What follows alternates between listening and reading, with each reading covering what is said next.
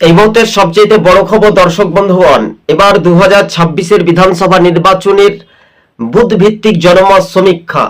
CPM আলাদাভাবে প্রার্থী দিচ্ছে, অর্থাৎ কংগ্রেসের সঙ্গে তারা জুটে যাচ্ছে না। সিপিএম অর্থাৎ তাদের শরিক দল এবং আইএসএফ জনতা উন্নয়ন পার্টি মিলে তারা জোট করছে। কতগুলি আসনে এককভাবে কোন দল কয়টি আসন পেতে পারে, 294টি বিধানসভা আসনের মধ্যে ম্যাজিক ফিগার বা মেজরিটি 148টি পেতে হবে।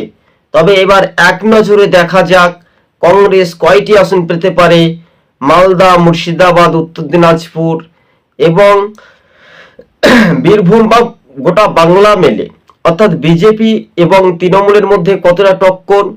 তৃণমূল অর্থাৎ লক্ষ্মীর ভাণ্ডার ইস্যু, টাকা বাড়িয়ে মহিলাদের ভোট কতটা টানতে পারে তৃণমূল সরকার, সেটাও কিন্তু দেখার একটা বিষয়।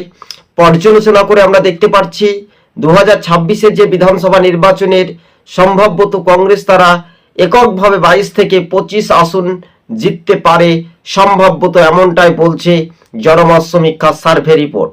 এবং বামেরা কয়টি আসন পেতে পারে, না বামেরা 1 থেকে 5 পাবে।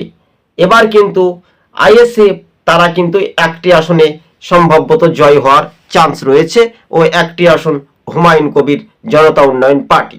তবে এবার সেই রীতিমতো এই জনমত সমীক্ষাতে কিন্তু একটা নতুন সমীকরণ আসছে, কিন্তু তৃণমূল 130 থেকে 120 আসন পেতে পারে সম্ভাব্যত, কিন্তু বিজেপি তার থেকে ডবল যদি তারা হ্যাট্রিক করতে পারে বা তাদের যদি আসন সংখ্যা বাড়তে পারে, তাহলে তো তৃণমূলের জনসংযোগ কিন্তু যাত্রা কিন্তু কমছে। হিন্দু এলাকাতে বিজেপির পারফেক্ট একটা ভালো ফলাফল হতে পারে, তাই না? আজ এই পর্যন্ত তবে বিজেপি তারাও কিন্তু 140 থেকে 136 সামথিং তৃণমূল ও বিজেপির মধ্যে একটা ফাইট হতে পারে।